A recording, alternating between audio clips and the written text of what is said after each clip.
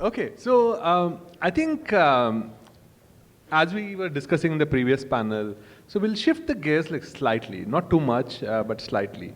And the focus of this is, as you see the topic here, we want to understand and also let the community here know, and especially for the entrepreneurs, the developers that we have in the in our industry here, to see like how can you tap into the opportunities that are available here, in of course in Gujarat and in India in general. So Apoorv, first question to you. So how is the entrepreneurial trend in the India's like Web3, AI, and emerging technology ecosystem? Like what is it? Is it like rocket? Is it like what's happening here? So it's definitely rocket. So I have been a part of the ecosystem for around 1.5 decades, right? So I've seen the time when, you know, if a middle class salaried employed want to do a startup, I as an incubation manager need to talk to their parents and convince them, right? So I've seen that time. Now, entrepreneurship, starting up your own business, seems a viable career that, you know, can generate generational wealth for a common folk, right? So, of course, a lot of people are coming in the industry with very big visions and dreams, right? And there's a lot of support that is being happening all across this spectrum, right? When I say spectrum, you start with the education piece, right? So the education ministry is trying to infuse innovation curriculums from second standard, right, till PhD.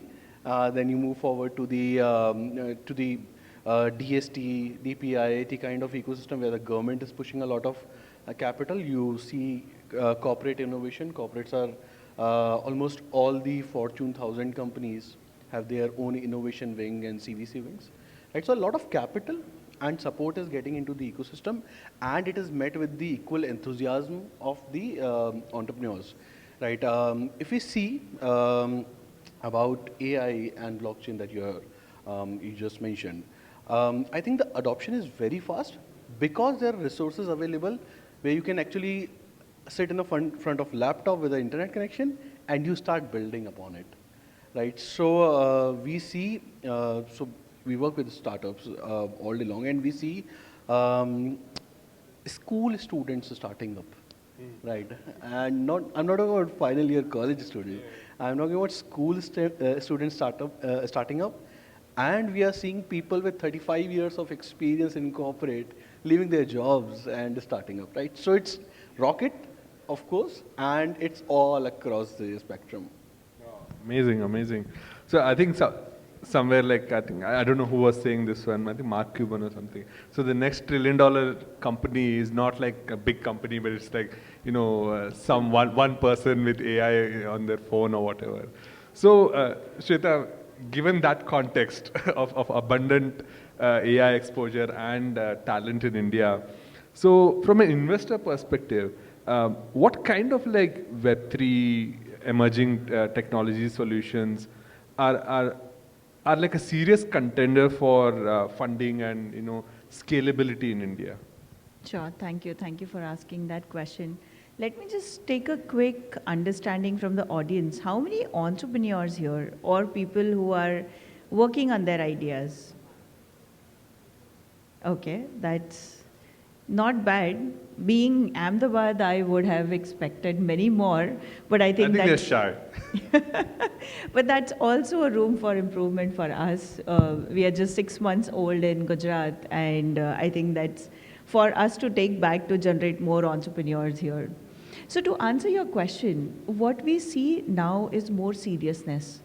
Earlier Web3, you would see a lot more solutions which are either focused on gaming or mining or different sectors, right? Now we see it is much more serious.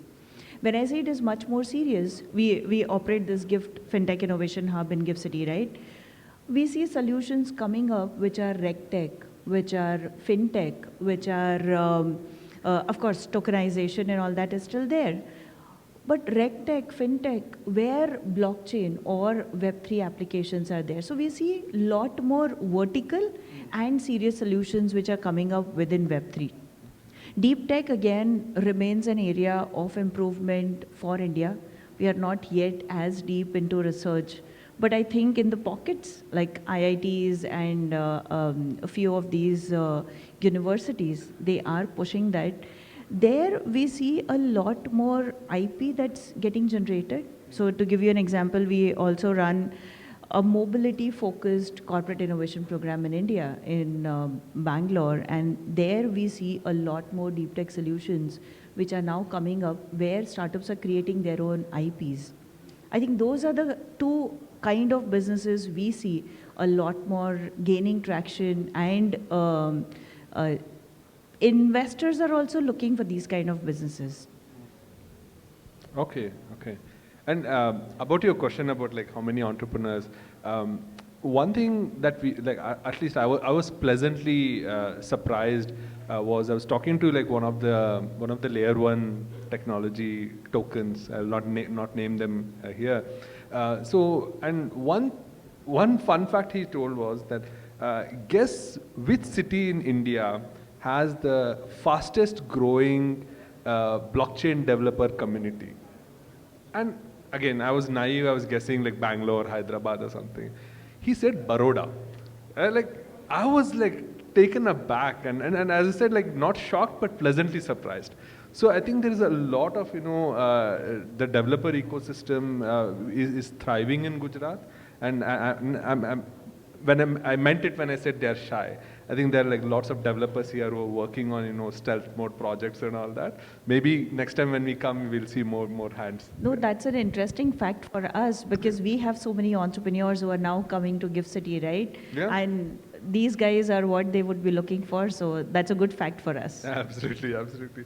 So Apoorv, back to you. In terms of the infrastructure and skilling that is needed to, to achieve our country's goal of India at 2047, what should states and innovation hubs do to ensure entrepreneurs understand this is available and also prepare themselves for that? Yeah, I think that's a very, very important question, and I feel that I personally feel that we are not doing as much as it is required, right? And you talk about any technology, right? Blockchain, AI, or any. If you see fundamentally, they require two things. One is a physical infrastructure. So if I'm building a, let's say, AI system, it will still run on GPUs that will sit in a data center, right? Second, it requires a research infrastructure, right? So I think the government is a very big stakeholder here, right? They are trying to put efforts and they are trying to put such infrastructure in place. But if you see from a global standard, we are still lagging behind by a large amount, right? That's where that's where I feel blockchain will come into place, right? Why blockchain? If you look at the capital that is being allocated to the infra projects, specifically into the tech sector, is way less than what you can collate and crowdsource kind of thing. Yeah. You can maybe tokenize a GPU, right, and rent it out into pieces. Right, that can pull a lot more capital to it because this is a capital intensive thing to do. So so there are schemes, there are corporates that are putting up the infrastructure, but still we are way behind than if we see the other part of the world, right? For 2047, I think we need to gear up right now in 2025 so that we can, by the time we are in 2047, we are somewhere around that. Oh yeah, I'm sure we will exceed with all of us here. And few things when I talk to the panelists, right? Like one, of course, I'm trying to understand the answer to the question that I had asked. But few times, they also share some business ideas. So if you might have noticed, like what Apoorv mentioned, like tokenization of GPUs. right? You don't have to do tokenization of like whatever, like land or whatever. Hai, sabko karna hai. It's a valid use case. But I would urge you to listen to like what the panelists are saying here, because there will be business ideas coming from these nuggets that you are listening. So please focus. Yeah. Okay. So sorry for the for the digression. So Sweta, again, I'm talking to you about funding a lot, but early stage founders, right? Like they struggle a lot with like capital and more importantly mentorship. So how can like corporate like innovative hubs and maybe VC step in to give this foundational strength to the early stage founders? Sure. So I'll actually give you a comparison. So mentoring as a word in between was kind of an abused word, right? We all used to stay away by someone calling you a mentor, right? We are going back to where we started. So like Apoorv was mentioning, even I have spent about 12 to 14 years in the industry. When we started our first accelerator program, and it was the first in the country, this was back in 2011, we started with a format where we used to give mentors to each and every startup. That was needed because the ecosystem was raw, the ecosystem was new, and you needed entrepreneurs to get that support from people who have built businesses. And these were mentors who are coming back from the US or who are coming back from Western countries, because they have seen they have seen what is happening. In between, there was a phase where the Indian ecosystem had gone through the development. Now we are going back again, and that's where I think you need that mentoring support for entrepreneurs to build their businesses. To give you an example, programs like ours, we currently run a residential program at GIFT IFIH. We have 3 different categories of mentors that we have given or provided to our startups. One is an anchor mentor, who's like a buddy, who works with you for the entire journey of the program. Every week, the mentor sits with you and helps you build their business. Second category is subject matter experts. Someone who understands the subject comes and supports you. And third, someone like Apoorv, who is our XIR, who helps entrepreneurs on a daily basis. Now, this is the kind of support that incubators and accelerators need to go back and rethink. It doesn't work where you just identify a mentor, just do one session and it's done. No, you need that holistic support to be given to startups. And I see, so players like us, plug and play, we have our presence globally, right? We bring our experience from different parts of the country to India. But India also has so many such incubators and accelerators who have that experience. In fact, it's our urge to incubators and accelerators to start thinking on revamping their mentoring program and give that kind of support to early stage entrepreneurs. Oh, yeah. Makes total sense. Apoorv, coming back to you about like Web3 and AI. See, as they evolved, right? Like how can more like public institutions like universities, like government-driven incubators, how can they accelerate this pace towards the Viksit Bharat? I think that's an amazing question you asked, right? Because they are the building blocks of the future workforce, universities, right? When I was in my engineering, like 15 years to 17 years back, that was a point in time where we were in an era of exponential growth of technology. That means if I, in my first year of college, I'm going through a curriculum that is, latest. By the time I'm graduating in my 4th year, half of that would be obsolete. Coming back to today, the exponential growth of technology is way, way higher, right? So you learn something today that might, get replaced something by coming in 6 months, right? So you never know when Sam Altman will come and say, here is GPT-6 now, right? So, so university infrastructure, what they can do specifically, and some of the universities are actually trying and experimenting with it. So while they can't change the curriculum, because again, UGC norms, and other government norms are there. They are infusing additional curriculum around AI, Web3, building blockchain, right? So we are a huge country. Blockchain as a technology basically, fundamentally backs something called trust, right? That is required everywhere. Even, you're doing a financial transaction from buying a bottle of Bisleri, right? So that's a trust that, okay, if I drink a Bisleri, I won't get, it's a good water, right? That's a trust, right? But blockchain creates a system around it. So a lot of universities, what they have done is they have induced new type of courses that are of course not forced upon students, but are optional to take. And they teach stuff like, if you talk about AI, how do you build an AI agent, right? What tools to use? How do you optimize the cost when you are building something over AI? Because then, everything requires tokens, right? On the blockchain stuff. So in fact, in our cohort, we have these two university students. They have built a system where you can, so if you have ever taken a loan from bank, the representative say, ki WhatsApp pe bhej do. But that could be forged, right? They have created a blockchain system that it will be the same document, but with a unique hash. So it can't be forged. And while it looks like a very small thing, but last year alone, due to documentation fraud, there was a total loss of around $36 billion in the country. It's a very small thing to do, but then again, it's a very practical solution. So you don't need to trust anyone. Now there is a system of that. So, and university students are building it. They got the idea because their university had this separate session around blockchain, and they built something around it. Final year students.